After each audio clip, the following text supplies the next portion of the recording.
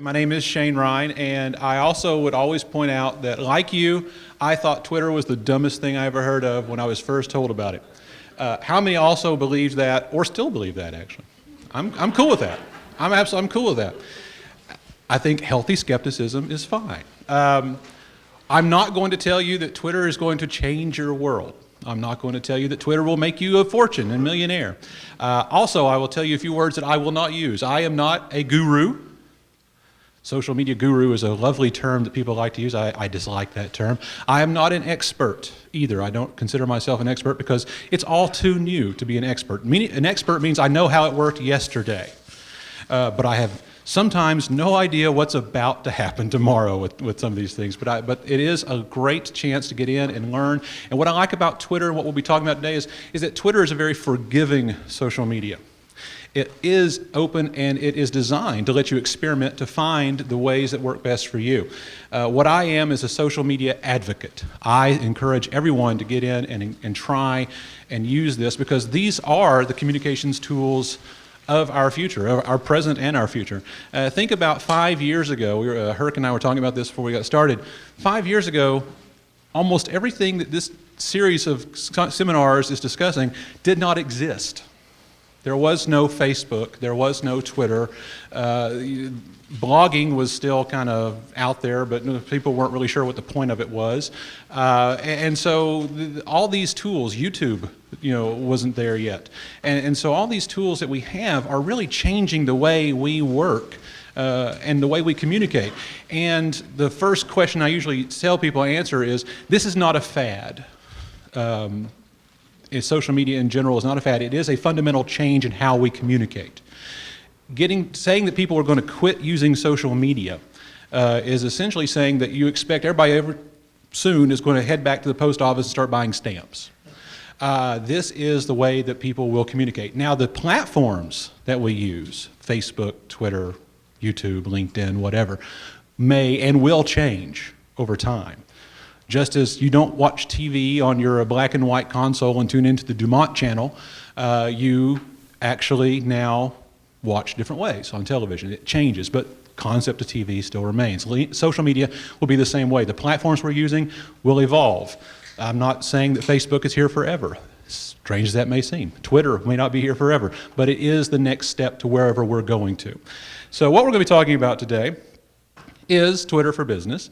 And really this is the idea that we had here was to really introduce folks to some very basic information about Twitter, how to get started, what to do, how to explore it, how to get used to it and comfortable with it. And then we'll talk also a bit about some ideas and concepts of how it can be used in your business. What I'd like to start with, though, is by a show of hands, how many people already have a Twitter account? Wow, fantastic. Now, how many of you who have that Twitter account use it?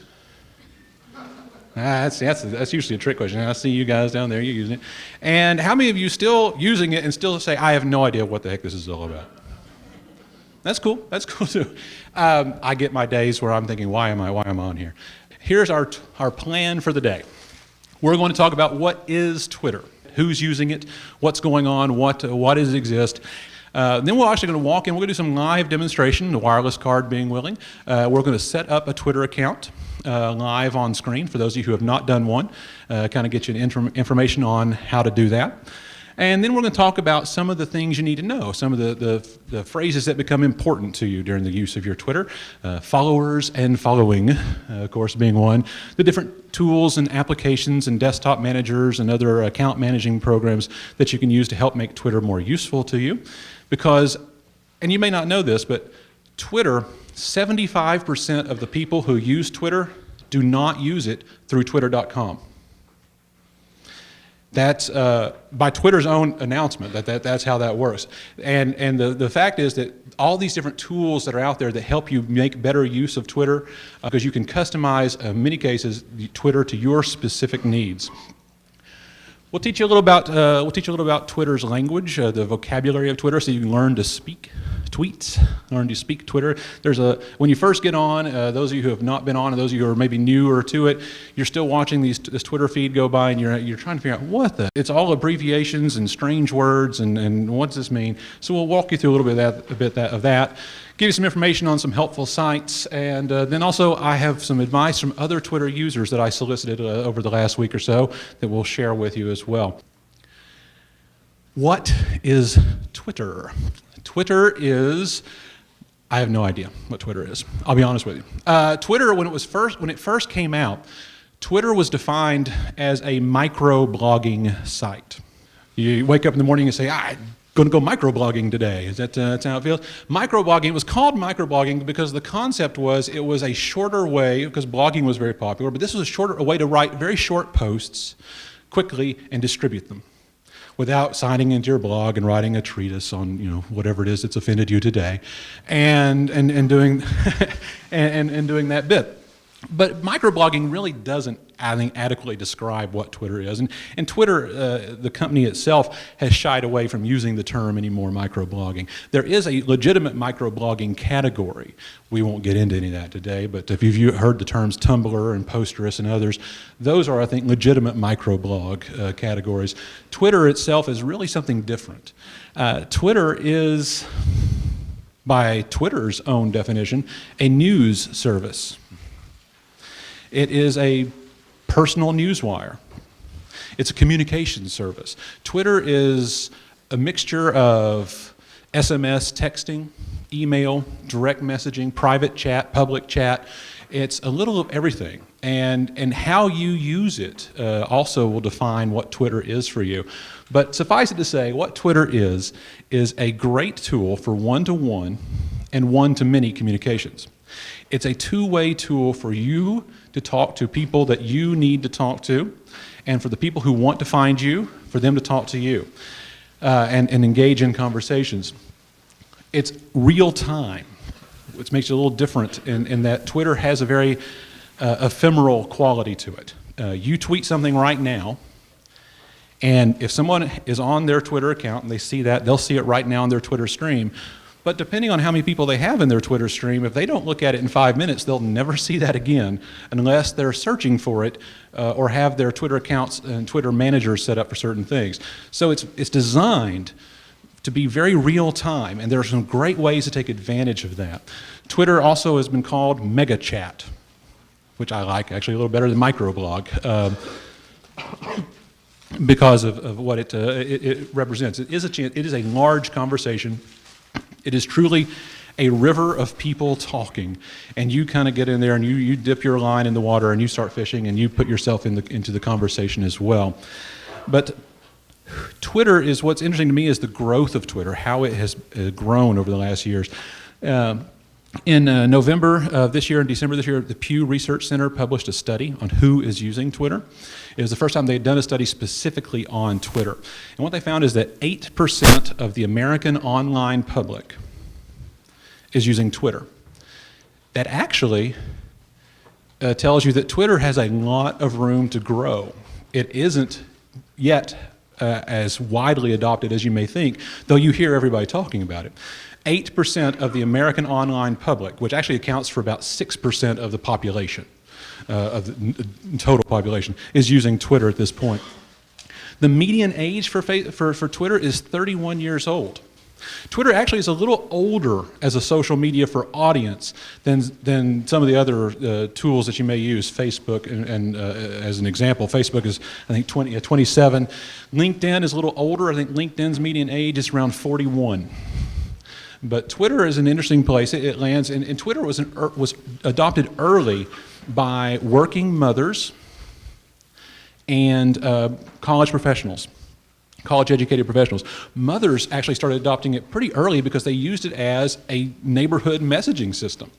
It was a great way to keep up with the family, with events, to know who's going to the soccer game and who's got to pick up. And early days of Twitter, that was really a lot of ways that was being used by the general public and what they saw in the first results. But it was adopted pretty quickly and spread out elsewhere as well. Interesting with Twitter is that while Twitter is, according to the study's best estimates, the estimate would be 65% Caucasian audience. Twitter is disproportionately represented by African American and Hispanic audiences compared to the population of those audiences on the internet. And one of the reasons for that is actually kind of interesting is how you access Twitter. And Twitter is primarily accessed through, for most people, their smartphones. And what's interesting about that is African American and Hispanic audiences are unique right now in the world of the internet, in that their primary method of accessing the internet is not through desktop or laptop computers, it's through their phones.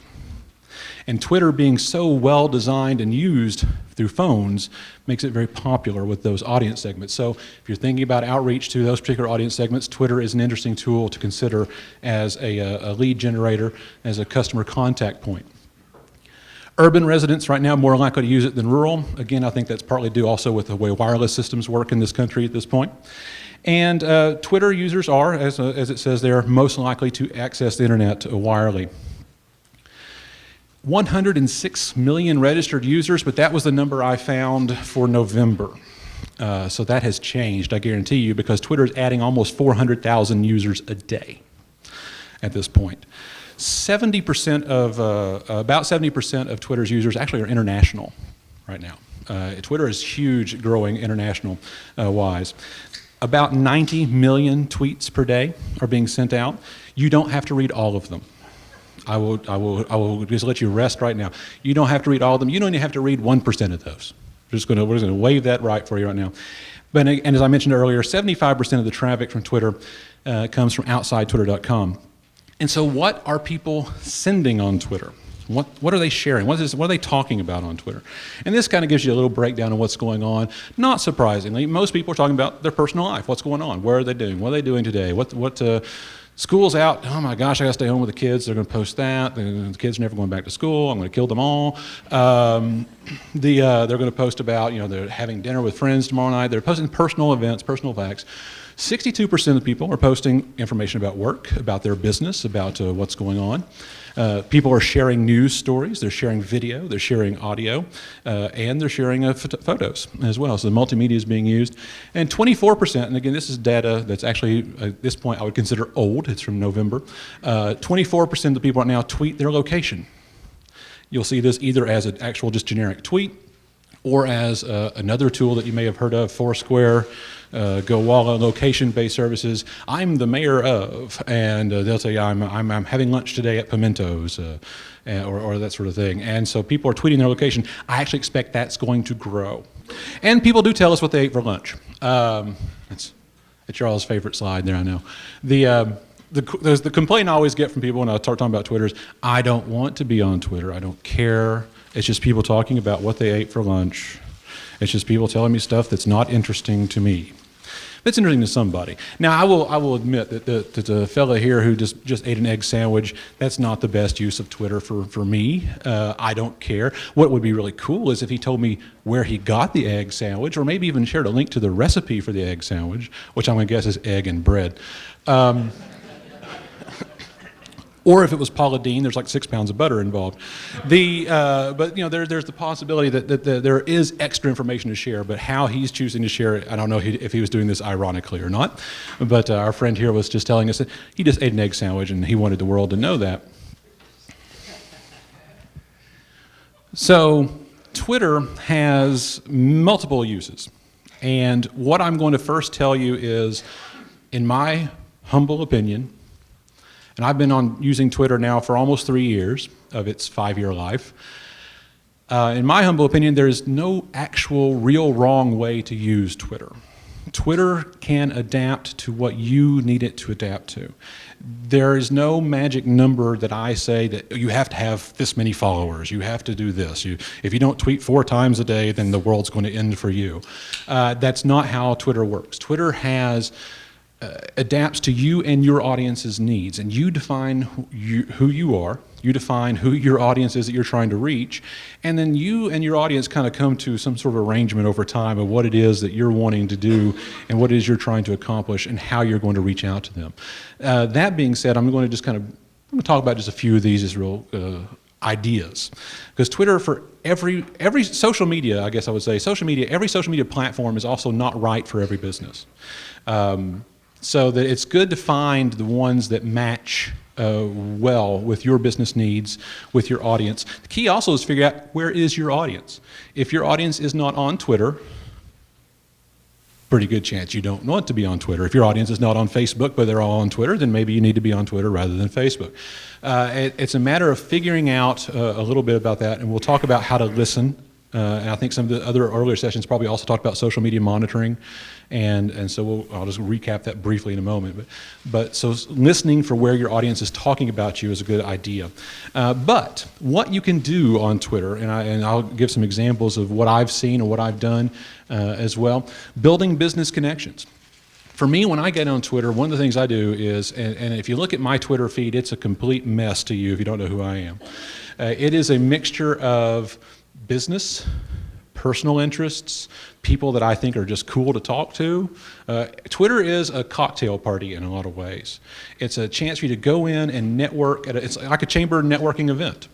You go in and there's just a mixture of people there, and there's somebody from the banking industry, there's somebody from the housing industry, there's somebody who runs a hotel, and you just kind of find the conversations that you want to be a part of, and you figure out how to slide in and interject your way into that. So it's a great way. I use it as a great way to get to know people in different areas, in different arenas. Sometimes I have no connection to them other than maybe I have a friend who can introduce me, but I'll just start following them to listen to what they're having to say.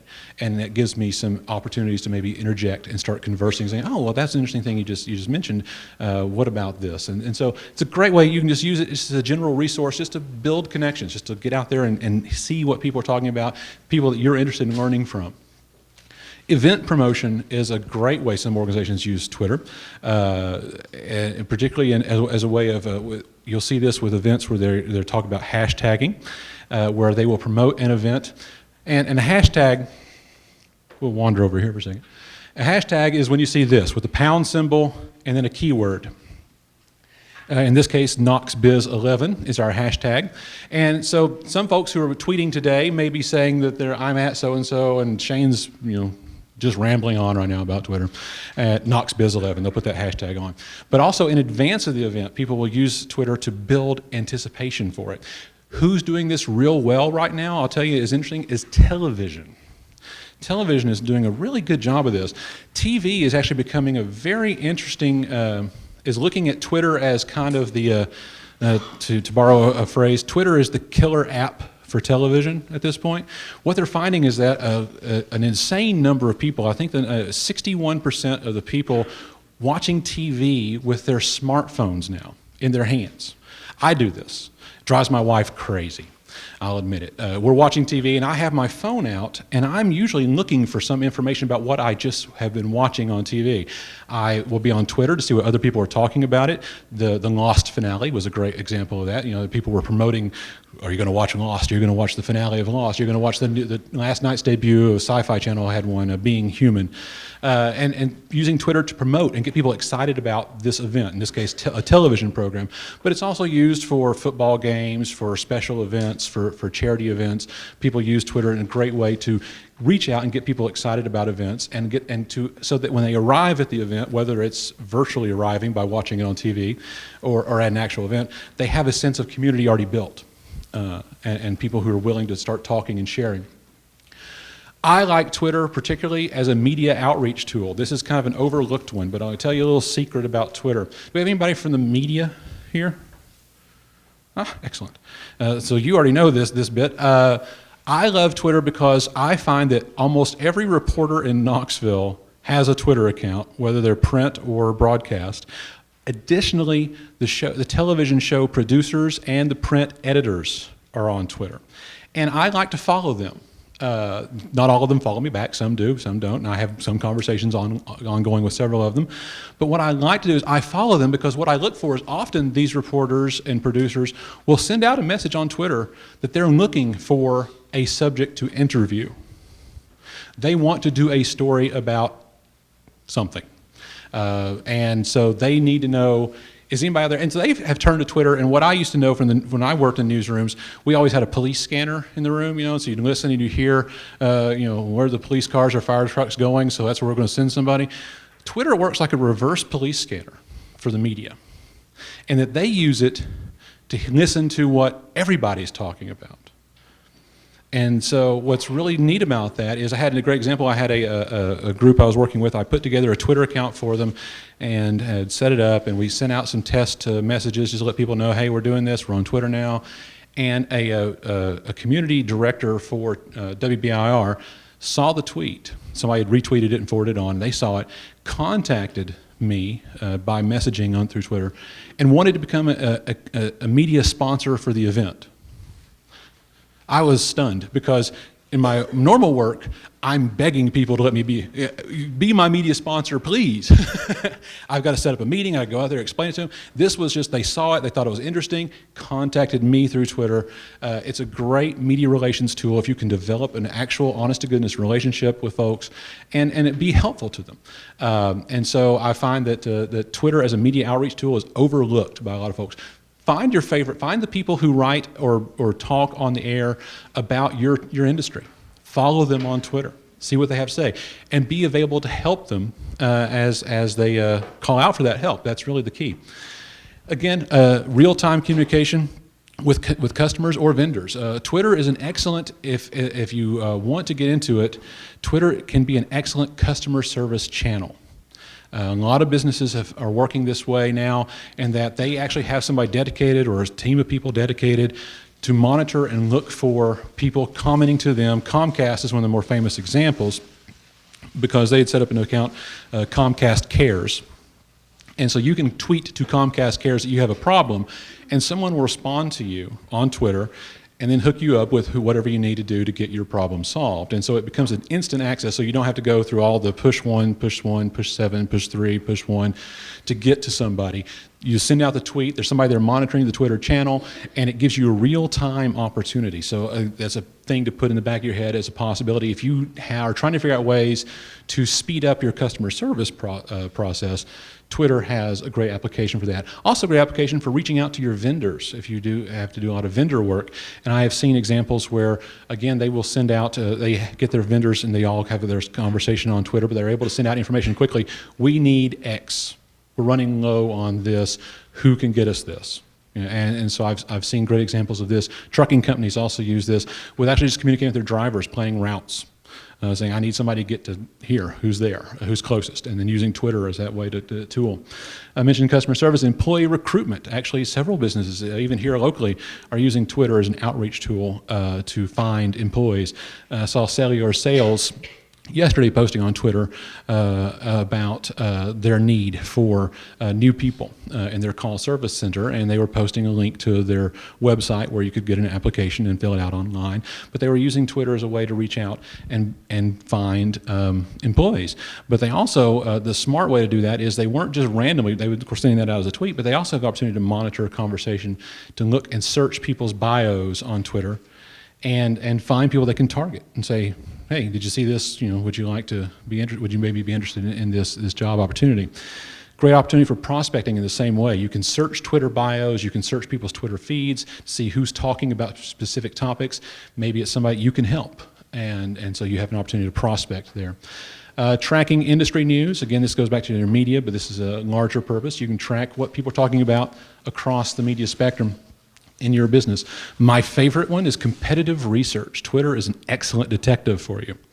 Your competitors are likely on Twitter if you aren't, and you can sign up and follow them, and you can see who's following them, and you can see what they're having to say, and you can use that information as you so choose. It's a great way. My dad always told the story. My dad used to work at the Knoxville Sentinel, and back in the 60s, and he used to always tell the story that Kaz Walker would always come into the newsroom, the press room, just a few minutes before they would go to press, and he wanted to see what the other grocery stores were charging for things, so he could change the price real quick on his ad. You know, knock those peaches down 1 cent, and do that. You can't do that normally, but with Twitter, you can at least see what your competitors are talking about. If they're up to something, they're about to make a big announcement, you know that, or they're talking about some different topics. So it's a great way to kind of see what they're up to and who they're conversing with. And for search engine optimization, I had this on the very last piece, and we'll talk about this a little bit more in depth, but what I've hinted at for you is that already Twitter is searchable. Facebook lives behind a wall. What happens on Facebook essentially stays on Facebook. You can't Google your way in to Facebook typically. They're still fighting a lot of that out, and I don't see a lot of that resolving anytime soon. But Twitter and Google get along great, in as much as that if you search on Google, then you will see in your Google results what people are saying on Twitter about the term you have used. People's bios are searchable that way as well. So when you create your account, you can see that what Twitter does is actually serves as a great way to help drive your business up in the rankings on search results, especially if you're doing a lot of linking to your website, to your blog, and these sorts of things. So there's some great tools there. But that's really just a sample of what you can do with Twitter. I've seen restaurants taking reservations by way of Twitter now. Actually, some to-go delivery restaurant, you can make your delivery order by way of Twitter.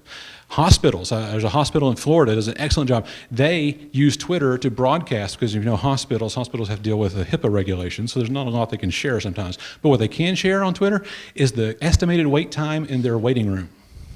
And they will send that out throughout the day. If you have an appointment at 1 o'clock, just to let you know, we have a 30-minute wait time. Please, plan accordingly. It's a fantastic use of Twitter in that regard, because it's real time. It's getting information out there that's useful. It's a customer service tool, but they're taking advantage of it. So it's really, again, limited in some ways to what your imagination will bring you. And there you go. So we're going to show here a little bit, and I'm going to sign off of the old PowerPoint here in a second. We're going to go to twitter.com, and for those of you who have not tried to sign up for Twitter, I'll show you how hard it is. It's about 2 steps. But we're going to get on to Twitter. This is what you would see when you first arrive at twitter.com, and this would be their sign-up page. You'll see at the top you have a sign-up button right there, very bright and yellow, so there's no way you can miss it. And Twitter's going to ask you for a few things. It's going to ask you for a name, and I'm going to type in this case, that, because my real name's already being used. And I'm going to call this, my username is what it's asking for here. I've typed in Shane S. Ryan, that's just me with my middle initial. And I recommend a couple things when you're signing up for Twitter. Here's a quick thing. Pick a name, a username that is meaningful to you, and if you're planning to use this for business purposes, to your customers. If you decide that you're going to be Glasses Freak 03, I don't know why I did that one, but that may not mean anything to anybody, or your college nickname. I recommend using your real name. Just do it. I mean, the old days of internet, AOL, going all the way back, if you're old school that way, you had all these crazy screen names you made for yourself. In this case, I recommend use your real name. I use Shane Ryan. That's how you find me on Twitter. Using a hat guy wouldn't make any sense. So Shane Ryan is what I do, and that's how people find me. Same with, and so in that case, if you're doing it with your business, figure out, first off, find out with your business if it's okay to use the business name in the Twitter handle. Everybody has rules on that, but it may be that you might say, I'm Bob's Clothing Mark. I'm Mark at Bob's Clothing, and so you would have a name that identifies where you're working, what you're doing, if that's what the purpose is. Then you're going to set up a password. So we're on Twitter now. It's going to ask you for some things. It wants a photo of you. It wants a profile, an avatar. This isn't a new concept. You use it everywhere else on Facebook and elsewhere. A couple of recommendations here again. I find from my experimenting, people respond best to a personal picture of you rather than a company logo. I didn't believe this. Actually, somebody that I've also taken instruction from, Mark Schaefer, and Bill, you've got the same experience. He talked about this with people don't want to talk to a logo. And I said, well, that doesn't. But I set up 2 accounts that essentially were doing the same messaging. And what I found was the interaction was entirely different. When it was reacting to my face, I was getting more commentary, more response. When I was doing a logo, I was getting very little in that regard. And generally what I find is that people do indeed want to talk to a human. Now, there are some rules, about that. So you want a nice picture, you want something that makes sense, but you do want. I think it's worth going in there and putting in a real picture of yourself to do that. And I didn't mean to. Mm-hmm. I think that, and I'll explain, if you, because, oh, I'm sorry. The question was, would a picture of yourself be appropriate even if you had a business account? And I think it would be. Again, and it will depend on the business sometimes, but I think that how you're tweeting has a role in that. But say, what is your business, for instance? We mentor online. Okay, online mentoring. I think that having a picture of, if you're representing the business online, having your picture there so that people know that that's what you are, who you are. Say, I'm in your bio would then say, I'm John with, my company, and I'm tweeting about, this. And so that would be, to me, that actually gives people a better sense of you and identifying with you as an individual and with you as a business. And one of the things that you also want to include in here is what your location is, and I'd go ahead and put this in. In this case, we'll say Knoxville, Tennessee. A place for you to link to your website. Again, highly recommend. That's how people are going to find you. And remember, this is all searchable, so people can find you through Google. So if you have your website link in there, that's good. Twitter works this way. This is you, we'll call you X, and you have your Twitter account. So you are at X. Now you are following Y and Z. You are following them. Y and Z are following you as well, so we'll make that reciprocal. Over here we have Monica, who isn't following, where none of us are following us. She is following me, but none of us are following her. And then I have Shane, and Y and Shane are following each other, but not anybody else. If you, X, send out a tweet, it is immediately viewable in the stream of anybody that is following you. So in this case, Y and Z and Monica will see your tweet. I won't, unless, and this gets us into the anatomy of a tweet here in a minute, you mention, do what's called a mention or a reply to Monica, or not to Monica, but to Y. So you send out your tweet and you are X and you say, at Y, let's eat lunch. In this case, Y sees it and I can see Y as well in the stream. And so somebody has mentioned this to them. Again, Monica, none of us are talking to Monica. She's just out there on her own. She's sending out her tweets down here. If we suck her in and follow her, then we will see her sales equipment postings. You can send out messages to, in the case, if you send out a message to me, Y can see it because Y and I are following each other. But that's kind of the very, very basic of how that plays out. Z is kind of left out in that mix altogether. Yes? Mm-hmm. Yes, if they check their follower feed, which I would recommend you do, and it's interesting in that regard. The question was, if you're following your competitors, would they know you're following? And the answer is yes, they would. If they check their follower feed on a regular basis, they'll see that. Typically, I don't think it's a big worry unless you're putting out stuff that you don't want anybody to know. In which case, don't put it on Twitter. Yeah, it's the basic rule of that. But if you're just following to see if they want to post information about a sale coming up or whatever, that's to be expected. And that's the way the game plays. When you post something, your competitors can see it too if they're following you. But you have that ability to do that. You have the ability to block, and blocking is it's not like getting somebody kicked off. All it means is they can't follow you or see you. And you can do that. I recommend only doing that when somebody's being abusive. And the question, if you didn't guess, was you have the ability to block somebody. And yes, you can. I don't recommend it. Unless there's a very specific reason why you don't want somebody to see what you're up to. They've been abusive in some way, or they're wearing you out with spam. But if they're wearing you out with spam, just report them as a spammer. That would be the thing. But typically, I would do that if I feel like somebody is for some reason being abusive in some way to me. But then I'd also consider, I'd report that activity. Blocking is an odd thing to me. I've never blocked anybody.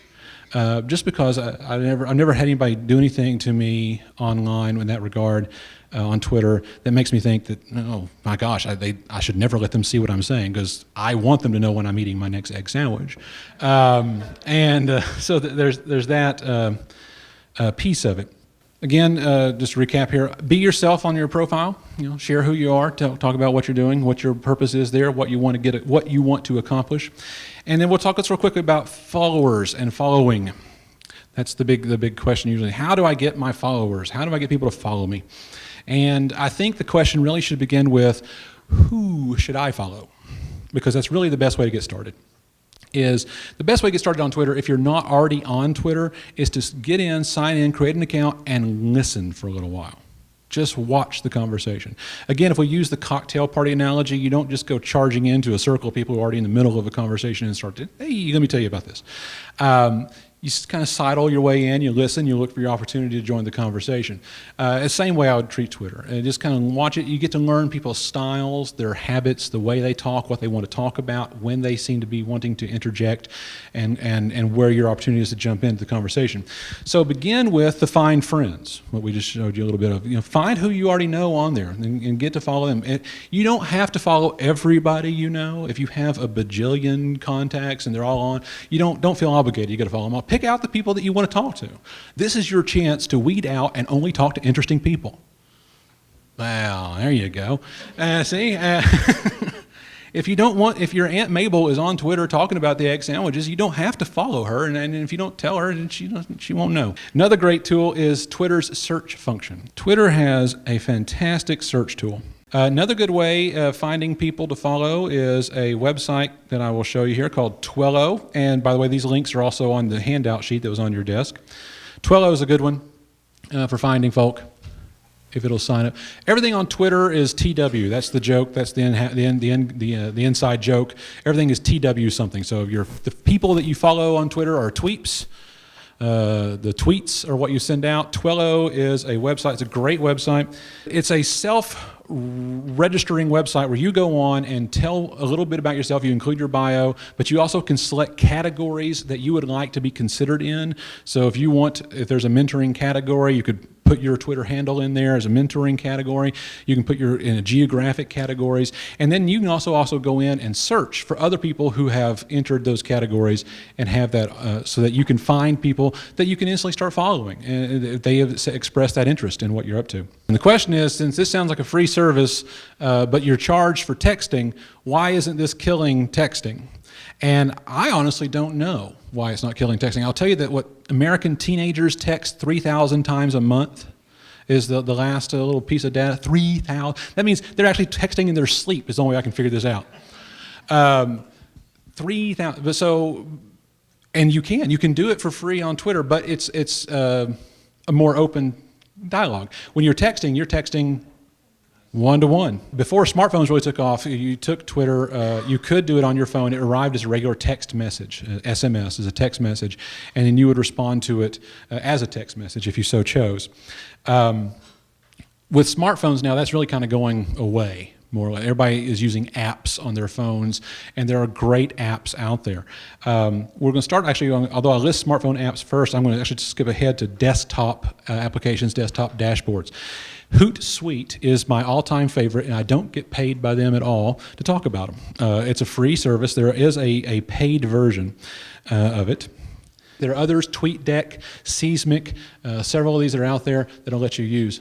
With Hootsuite as a great example is it lets you manage multiple accounts. Also, Hootsuite has a nice little feature, a couple of nice features really. One of them is it lets me schedule tweets. Because in some cases, your business may be not just located in Knoxville, or it may not be just affecting your customers, may not be only in Knoxville, they may be in other time zones where you happen to be sleeping.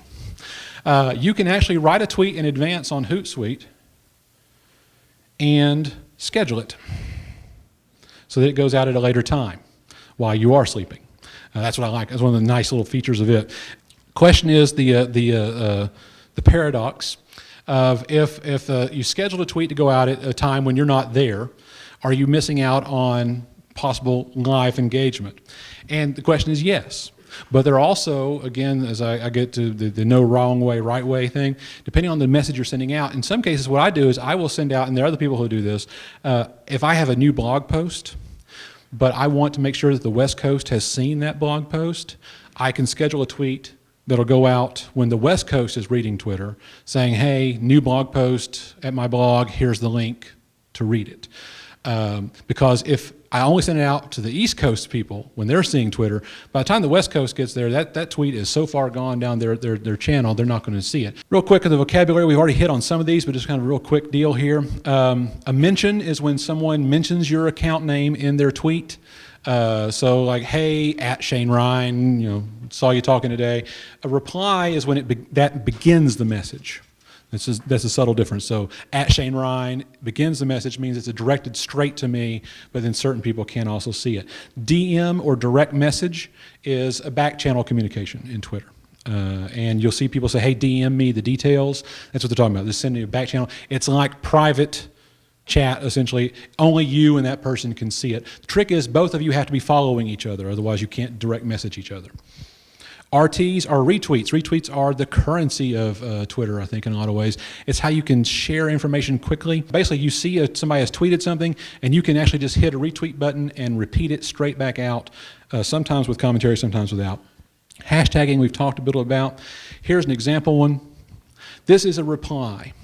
So I'm asking Abe Lincoln, have you decided what you'll say at Gettysburg? And I've hashtagged Gettysburg because we're all excited about his speech coming up, and we all know that's what he's been promoting. So this is a reply function. So in this case, me and Abe are having this conversation. If people are following both me and Abe, they'll also see this, but otherwise this is really a reply just to me and Abe. Now this is a mention instead of a reply. In this case, I'm mentioning that I'm looking forward to hearing Abe Lincoln wax eloquently in Pennsylvania. In this case, now everybody who follows me can see this, and Abe also gets a notification that somebody has mentioned him in Twitter to see this. This is an RT. Abe, in this theory, has already sent out a message. So I finished writing my speech, what do you think? And he's also provided a link. He didn't use a link shortener, but he had room. So there's this. But I have rebroadcast this by putting RT at the front and then leaving the message as is. In this case, what I'm saying is I'm telling my followers, this is interesting, I think you should read it, but I didn't write it. I'm crediting, in this case, Abe as the author of this and letting him see that. And on Twitter, you'll have a button that will let you do that. There are actually two versions. In Twitter, they have called Old Style RT and New Style RT. Twitter, on twitter.com, uses New Style, which means there's a button on there you'll see on the message, and it says retweet. You push that button, and it sends it out to all your followers, but you don't have the opportunity to add anything to it. There's no chance for you to add editorial comments. Hootsuite, Seismic, and the others still allow you to do what they call old style, which is you can actually add commentary at the front or back of the message to say what you want to say as well on there. So depending on what version you prefer is how that plays out. Again, you can see how hashtagging, we've talked a little bit about that already. Connecting tweets to chats, talking about trending topics. Giffords this weekend, last weekend was a major trending topic. So if you wanted to follow all the stories about the congressman shooting, then you could do that. Twitter chats we talked about. Lists are great. I want to talk about real quick. You can follow people on a list. You can create a list in your account, and this is basically people that you categorize any way you want. You can, best customers, people who like to talk about knitting, whatever it is that you want to do, and you can categorize them, and so that way you've got them all gathered. And again, with your management programs, you can say, I want this stream to be just that list. So you can just follow that. You can also follow other people's lists. That way you don't have to subscribe to everybody. You can just follow the list.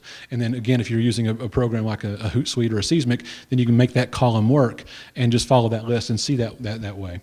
The fail whale, y'all ever heard of the fail whale? Some of you have seen it, I know. Everybody's seen it at least 100 billion times.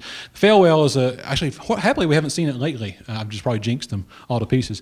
But usually what happens is you sign into Twitter and no one can get in, and there's this little cartoon drawing of a whale being carried by the Twitter birds. Basically it means Twitter is broken today and won't work. And so when people see the fail whale, they cry, and then there's all kinds of things because they have to talk to real people. And it's, I kid, but it's true. The quick little thing on a couple of abbreviations you'll see in Twitter a lot of times. OH, when you see that, it's overheard, not Ohio. And then you'll usually see somebody say something OH, and then they'll say something funny they heard in the office.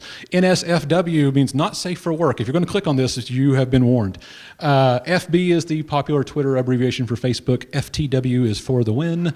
I always like to use that one myself. When something goes really well, then I credit something in for the win.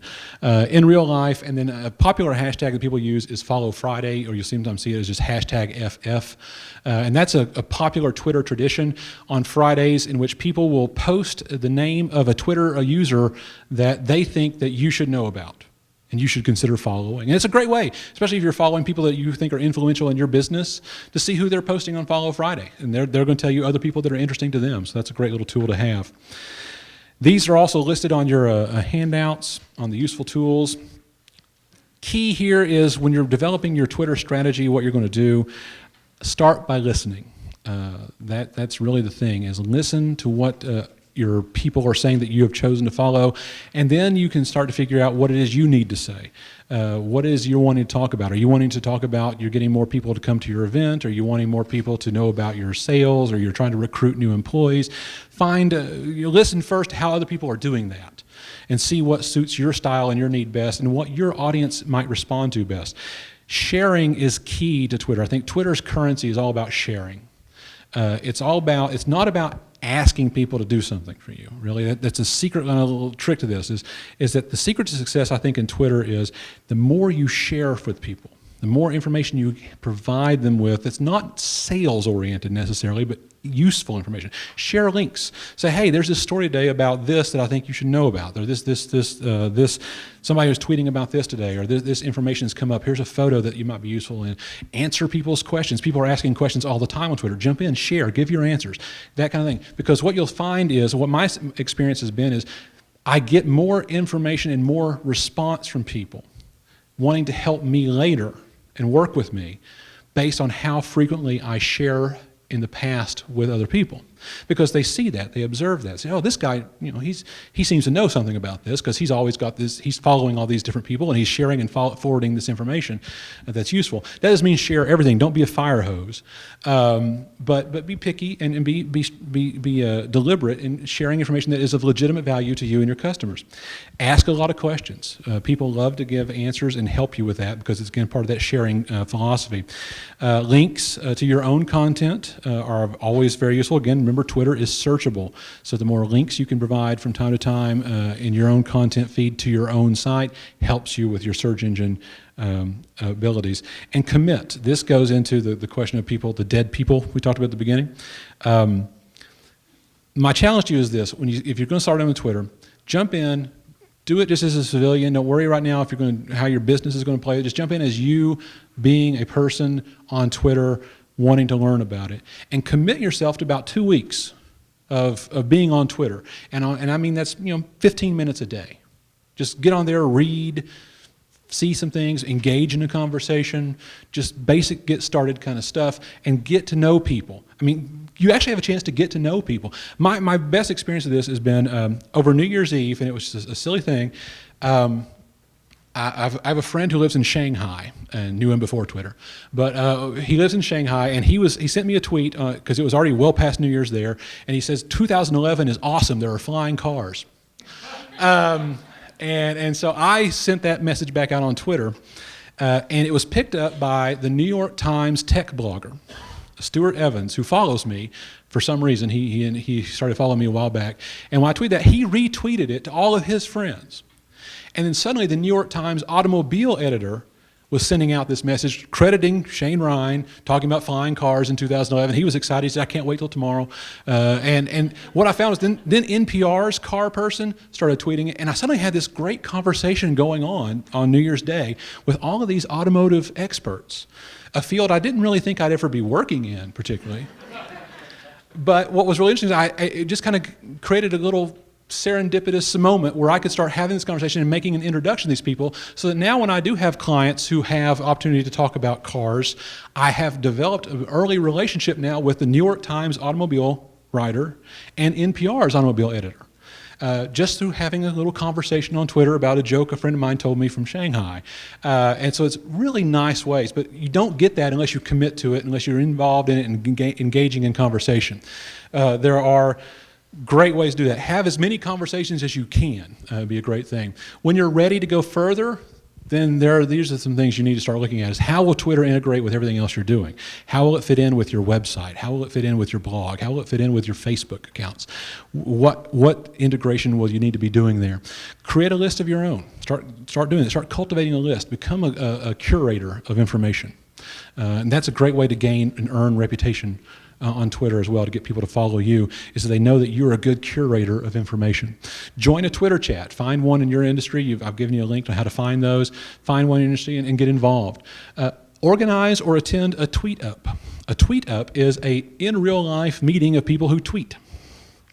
And so we're not going to do it behind our screens anymore. We're actually going to get together and talk. And these are actually great fun, because I have found that I tweet with a lot of people in Knoxville who I have never met face to face. And we have great times talking online, and we think I know you, I know your kids, I know everything about you, but I've never met you face to face, and it turns out you may live in the same neighborhood as me. So time to time, several people, we organize tweet ups. So we say, hey, get together. This is a great thing to do for your business. Organize a tweet up at your business if that's applicable to you. Say, hey, all our people who are talking about us, we're going to have a tweet up on Tuesday night at 7 to 9. Come on down. We're going to do this. Restaurants do this. This is a great fun for them. Again, organize and research your competition. I asked some of my friends on Twitter if they were going to talk to somebody who was new to Twitter, what would they tell them? And so I shared some of their best samples for you here. Dan Thompson said, give it 2 weeks before you write it off. And it's, again, that's very accurate. I think, the question is, people get on there, they spend about a day on it, they get confused, they walk away, and they don't go back to it, and they're missing some great opportunities. So Dan is right in there. Javerdi Coffee, by the way, Javerdi Coffee in Knoxville is probably one of the best local businesses I've seen using Twitter. They do a great job of customer service. They respond. They look for people talking about them. They look for people talking about coffee. They follow people and they engage with them. A great example was somebody tweeted one day that they were sad. They were running late for work. They missed their chance to stop by and pick up their coffee from Javerdi. They had to go straight on to the office. Javerdi tweeted to them and says, where are you working? We'll bring it to you. Do you think that person's ever going to Starbucks? Ever? Question is, again, is about time management in this regard. Is there a good way, are you getting good return for the time you spend? I would say this, to me, Twitter is like the Rotary Club in that regard. You go to those things, you meet with people, you don't know how it's going to pan out, you eat the chicken, you do your thing, and then you go. And this is a similar way. You don't have to monitor it for all day. You have programs that will let you do that, and then you can respond or not at will. Again, you don't have to read every tweet or respond to every tweet. You can be strategic in how you do that, but I think it's key that you do have some sort of listening capability going on. Don't be obscure. Say what you mean. Don't alienate your audience. Disc Exchange had my favorite advice: beg for cupcakes. Sometimes loyal customers will come through. And that actually happened for them. They were lonely one day, and they said, we could really use a cupcake. And then a loyal customer brought them some cupcakes that day. But the response to that would be for you is, don't be afraid to ask your customers for help. What is it you need from them? Talk to them, get engaged with them, and maybe it's not a cupcake, but it's something. Once on the internet, always on the internet. Good advice. Respond, don't react. And I think that's the key phrase there. Respond, don't react, which means think about what you're about to say. You're going to have people, occasionally, somebody's going to say something you don't like. It's the real world, just like it. It's on a screen.